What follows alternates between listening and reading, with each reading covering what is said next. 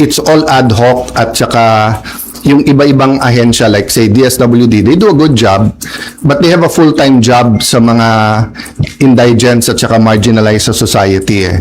And the other thing is napakagaling na natin sa relief, no, as long as we have the access to the area, no. Pero mahina tayo sa rehabilitation. So ang nangyayari as soon as for example napakalaking sunog dito sa Manila but nangyari to sa Mindanao, so attention natin ay nasa Mindanao, which is right and good, but dapat may mag-take over ng grupo para yung rehabilitation dun sa mga nasunugan. So let's admit to ourselves that we will have what's the right number? 12 to 15 storms a year. We have volcanoes that are active. Then earthquakes or linugs are organic, if I can use that word, to our area in the world, no? So we really have to do better in not only the response and relief, but in the rehabilitation. I'd like to let you know where we are today.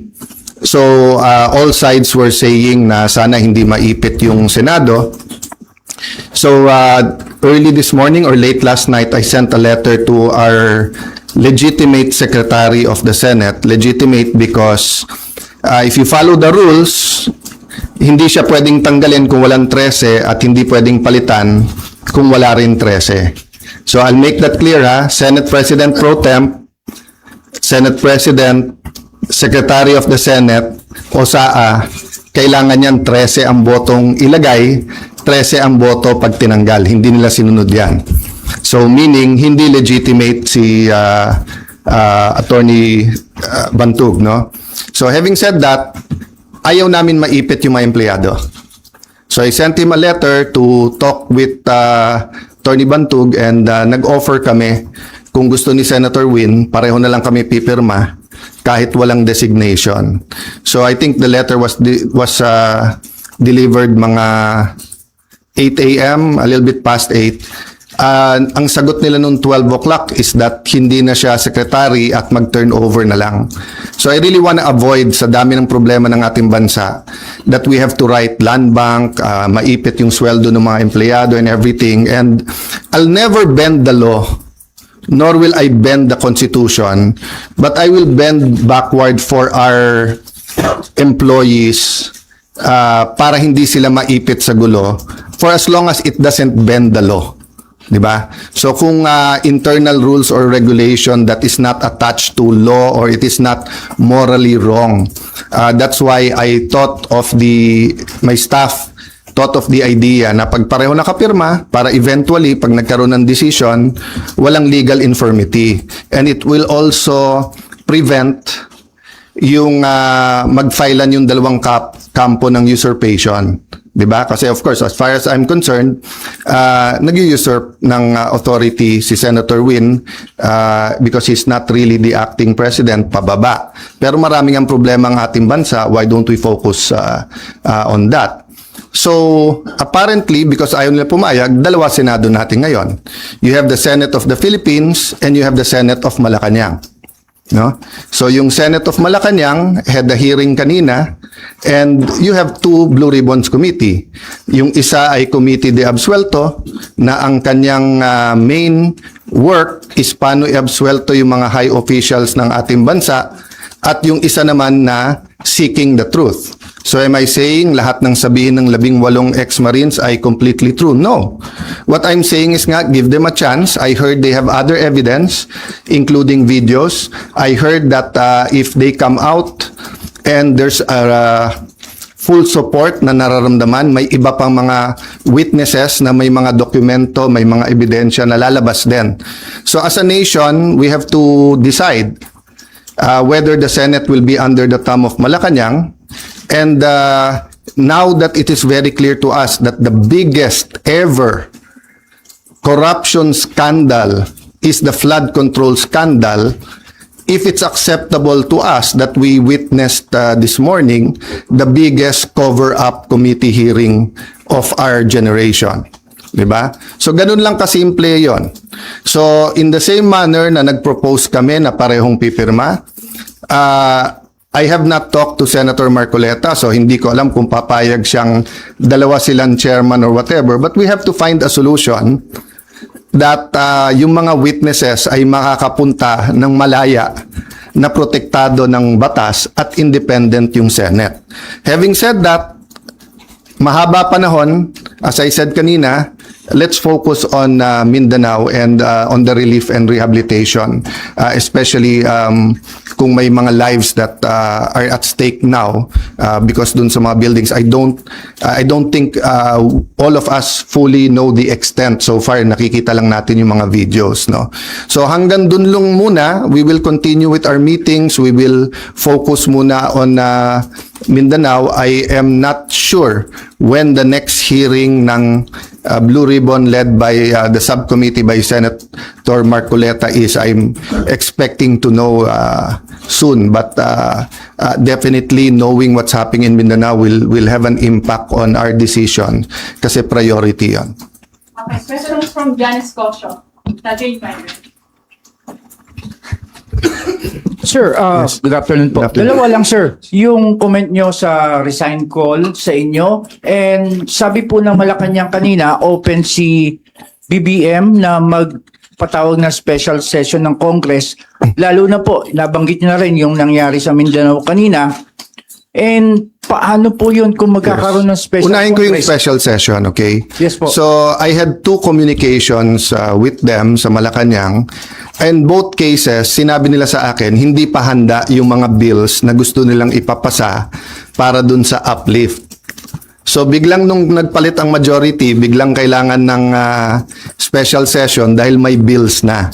Actually, kung may official silang bills, dapat na i-file na yon para na-refer na sa committee, di ba? So, sabi nila, inaayos pa nila.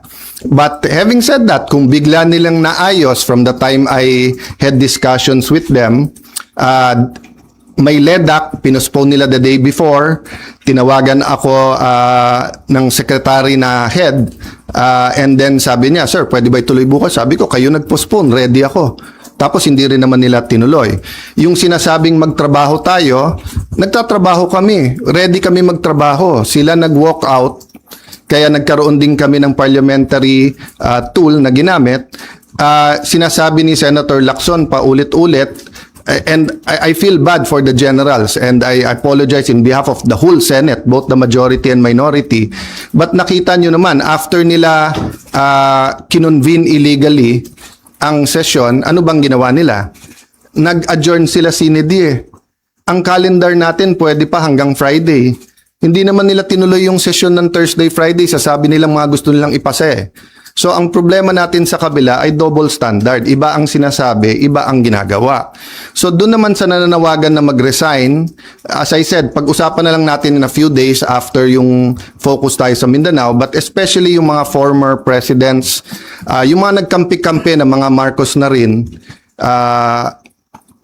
papasalamat ako sa inyo sa call nyo na mag-resign ako bilang Senate President kasi ibig sabihin, nire-recognize nyo pa rin ako as Senate President.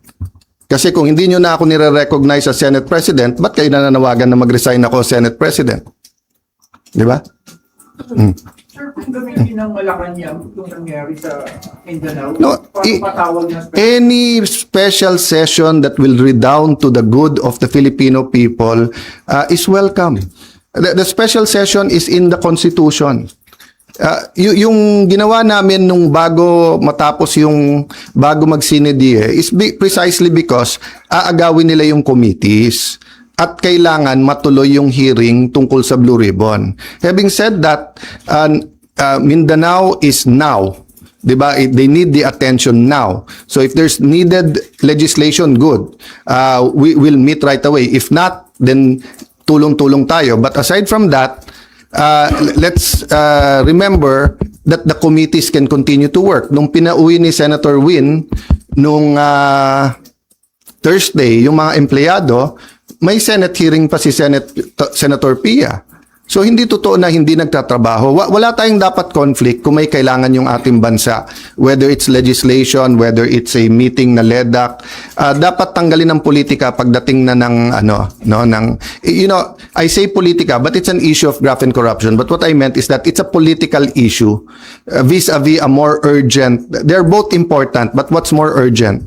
You can postpone a hearing. You cannot postpone a rescue mission. You cannot postpone yung paghatid ng mga relief, di ba? And then, yun nga, hindi natin nararamdaman pa ng husto, pero the economic crisis is here. And every month until the end of the year, it'll get much worse before it gets better. Because nga, tuloy-tuloy ang problema sa Middle East, di ba? So, maraming tinatamaan dyan. Supply chain, presyo ng dollar sa peso, presyo ng diesel at ng gasolina, kakulangan ng fertilizer, taas ng presyo ng fertilizer, desisyon ng Vietnam at saka ng desisyon muna ng India kung bibigyan tayo ng magbebenta ng fertilizer, desisyon ng India at saka ng Vietnam kung magbebenta ng bigas o hindi, desisyon ng Indonesia whether mag-export sila ng coal o hindi. All of these are kumbaga sa relo are moving parts na walang makakahula o makakapredict. So in that sense, kailangang magtulong-tulong talaga yung ating bansa. Kaya naman nandun pa rin on the plate yung graft and corruption kasi kahit anong plano natin sa economic crisis, kung ninanakaw pa rin yung pera, then mahirapan pa rin tayo lahat. No? Jonathan Alvarado, GMA7. Sir, Yes. sino po ang tatayong presiding officer sa impeachment trial? At may update po ba kayo sa... As soon as they have 13, walang problema sila na. Okay, so I have to assert because may pinaglalaban tayo. Pinaglalaban ko hindi yung si Alan Cayetano ang Senate President. Ang pinaglalaban natin, ang Senado hindi pwedeng rubber stamp ng Malacanang. Hindi pwede na hindi independent yung Senate. Hindi pwedeng may hearing ka katulad kanina, yung bibig na bumubukas ay senador pero yung lumalabas na salita galing sa Malacanang. Opo. Ano pong rules sa pagpili ng presiding officer sa impeachment trials? They illegally amended the rules. They illegally had a session, 'di ba? So in due time there'll have to be something that will decide, 'di ba? But in the same manner na ina-assert ni Senator Win na he's the acting Senate President kahit na walang legal basis whatsoever, I have to assert not for myself but for the truth and for the Constitution. But it's still 1 month 'di ba? At hindi kami nakikipag-agawan sa silya doon. So for example, yung Senate Secretary, dapat siya yung ngayon nag-aayos para diyan sa pre-trial. But nagte-take over sila Attorney Bantog. So we're doing it very patiently. Because nga, we don't want the whole Senate to be affected. No? Paano po yun? Kanina si House Secretary General Sheloy Garafil, nagpasa siya ng manifestation ng House Prosecution Team kay Secretary Yes. Bantog pero hindi niyo po siya kinikilalang SecGen. Yes. Pero ang House Prosecution Team, si SecGen Bantog daw yung kinikilala. That's going to be a problem for at least a few days, maybe a few weeks, because we don't expect naman the Supreme Court to rule right away. But what's the best proof that Malacanang's hand is in this? First, yung pananakot nila sa mga miyembro namin na lumipat, yung offer na wala ng kaso pag lumipat. Second, as soon as nila ginawa, naglabas sila na ang House at ang Malacanang ay dun pumapabor. Di ba? Pwede naman mag-neutral ang Malacanang Pwede naman sabihin ng Malacanang, settle it among yourself. Ganon din sa House prosecution. Hindi naman nila gusto ng fair na impeachment. Gusto nila yung may pinipili na silang grupo. That's why sabi ko sa inyo, if I'm wrong, they blame me. Kung tama ako, na from 24 gagawin 22, eventually 18 ang senador, tapos sasabihin nila 12 convicted na. Will that be a fair impeachment process? What will happen to the country if that happens? Then ang kasunod naman is CONAS. No? So give me a few days, pag-usapan natin yan, but let's focus lang dun sa nangyayari. No? But just to answer your question, it will be up in the air. That will be a legal question and we are in the right side. Okay, last question, Mayor Ann. Okay. Band 55. Sir, may we be clarified? Yung arrangement na inaalok niyo po kay Senator Win, na dalawa kayong pipirma, ano po ang response ni Senator Win? Sulat around 12 o'clock na sinasabi kay attorney sa ating Senate Secretary Jose Luis Montales that you are no longer secretary, and that attorney Bantug, and then that basically sinasabi na sila na. Yun din ang sinabi sa USAA, but hindi first-hand knowledge, sabi chain of command. But wala nga sila sa chain of command eh. Kahit anong tingin mo sa rules, hindi nangyari yon. So yung pagwawala nila at pag-walk out nila kasi hindi pwedeng amendahan daw yung rule na ganon-ganon, binaboy nila yung rules on June 3. Diba? So that it's going to be a lingering question. Sorry, how do you treat that? Hindi pumayag si Sen Win sa arrangement na dalawa kayong pipirma sa documents? And paano po yung sweldo nung You know, it's Senate just like employees? the civil rights movement sa US, di ba? From the Civil War until pinasa yung mga civil rights laws, etc., yung may batas ka, alam mo yung tama. Pero yung inaapi pa rin, yung mga minority, yun yung de facto. Di ba? So alam naman natin lahat kung ano tama at sinong tama. Pero ang kapangyarihan kasi nasa kanila eh. Sa kanila ang pulis, nasa kanila ang NBI, nasa kanila ang Malacanang. Kaya sabi ko, lahat ng kapangyarihan nasa kanila. Pero katotohanan nasa amin. So hindi ko pwedeng bitawan yon. Kailangan lumaban tayo doon. Kasi kung hindi, after this, all you have to do is to get one senator plus Malacanang. Hindi na 13 ang kailangan boto, 1 plus 1 lang. 1 plus Malacanang. Sir, so you will still sign? Paano yung mga... That is a practical question na hindi mangyayari because nga from the bottom paakyat dun sa office, di ba? Never naman nila sinurrender yung SP office. Hindi ko namang trinethreaten yung mga empleyado, di ba? But sila, inaano nila yung mga empleyado. Yung ginawa ni Senator Erwin tapos nag-sorry. Bad cop, good cop yon. Sadya yon. I-shock mo na yung mga empleyado, nakakasuhan ka, tawagin mo kung ano-ano. Tapos si Senator Win naman yung mabait. So kahit na nag-sorry siya, natanim na yun sa puso ng mga empleyado. 'Di ba? Kaya nga sa akin, sa mga empleyado, it's a matter of conscience. Sir, so you gave up the signing? No, I'm not giving it up. I'm just saying, malamang hindi dumating sa opisina ko yung pipirmahan. No. But I'm not giving it up. Diba? Kailangan ko i-assert yun. Sir, sorry, ano po ba yung extent nung arrangement na pinopropose po ninyo? Hanggang doon lang sa dalawa kayong magsasign? No, it was a first step lang kasi sinabi nila open sila. Hindi naman pala sila open. Diba? Kasi sabi nila ayaw nila ng gulo. Diba? Sabi nila eventually, kailangan magsama yung dalawang grupo, one Senate tayo. Diba? But mukhang ang utos ng Malacanang, hindi, kayo lang. Oh, kasi nga alam nila na even if we go to the Supreme Court ASAP, it will take time. So in the meantime, they're buying time until they either get one more member or whatever. How will you assert kung hindi darating sa inyo yung pipirmahan? Basta in any way I can. And it's just like yung example na binigay ko sa'yo, whether it's apartheid, whether it's civil rights, di ba? Doon tayo sa tama. Okay, thank you guys. Last, One last. Sandra. Sir, nabanggit niyo po kasi kanina yung Supreme Court. So are you referring to the one filed by the school teacher, Tayam, or meron po It's always an reaction sa option Supreme for everyone. It's an option for the other side, for us, for the employees can also file. So let's see kasi nauna na si Senator Win, nag-meeting na yesterday ata sa mga taga-USAA and yung kanilang inappoint na secretary at USAA, bagamat illegal, 'di ba, umikot na in every as I told you, no, as a practical matter, ang matagal na naging Senate President si Senator Drilon, 'di ba? Tapos si Senator Soto matagal din, more than 5 years, 'di ba? Si Senator Coco, Senator Mig, Senator Cheese, magkakasama sila ngayon eh. Ako naman ni isang empleyado, wala pa ako na-appoint eh. So sa practical matter din, sila ang mga ka-close. So syempre sila ang napakinggan.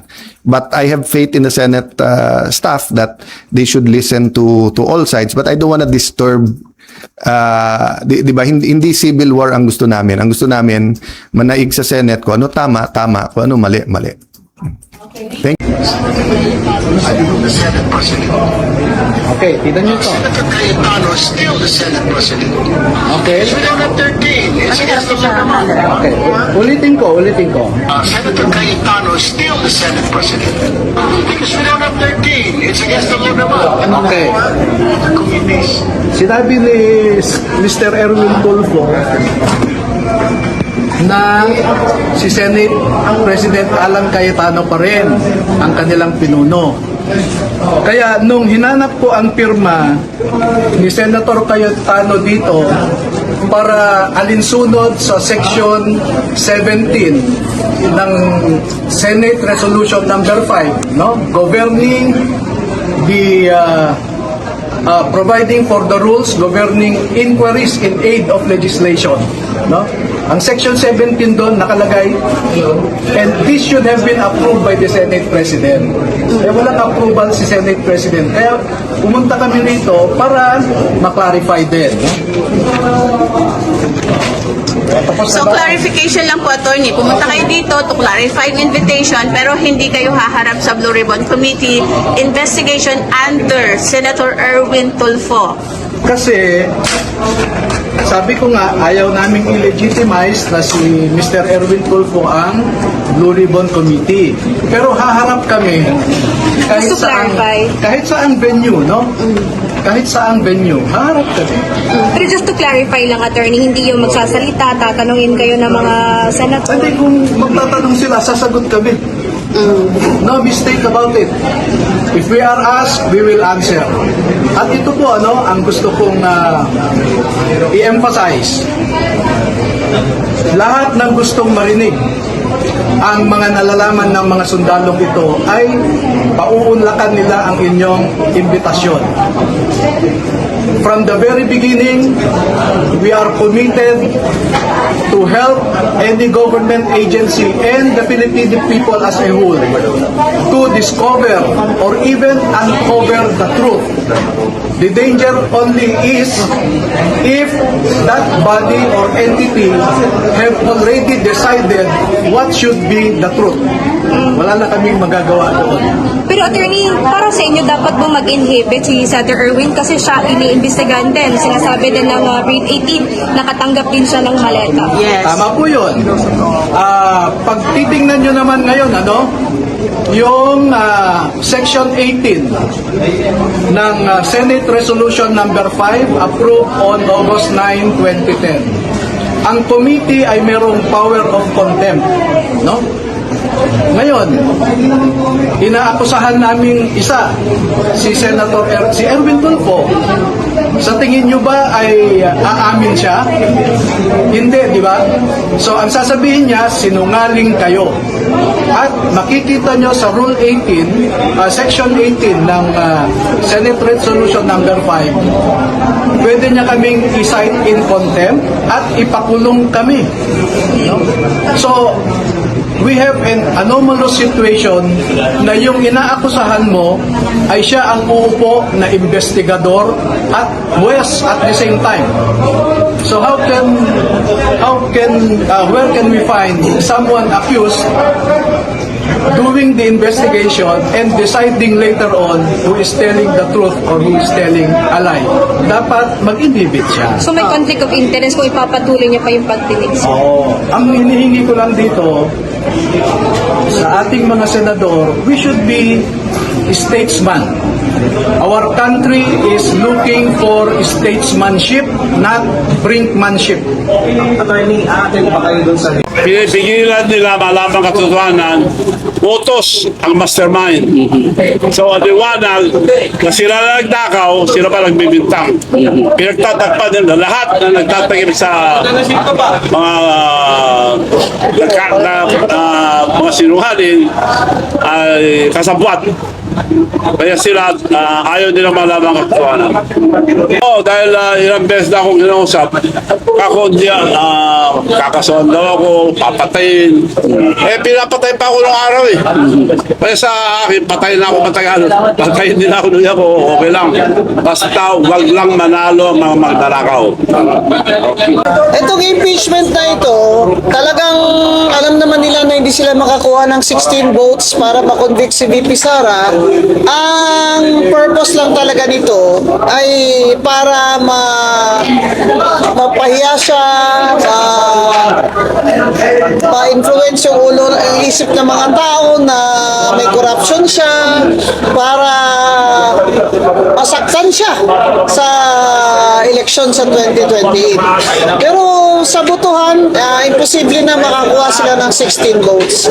Kaya yan pong agawan nila ng Senate President ay sa totoo lang, gusto nilang mabalik sa kanila ang Senate President dahil po sa impeachment yan. Yan ang Panatero, walang inuurungan. Pag tama palakpakan, pag mali ay babanatan. Yan ang Panateros, boses ng ordinaryong Pilipino. Panateros ay walang makakaawan, walang inuurungan. Panatero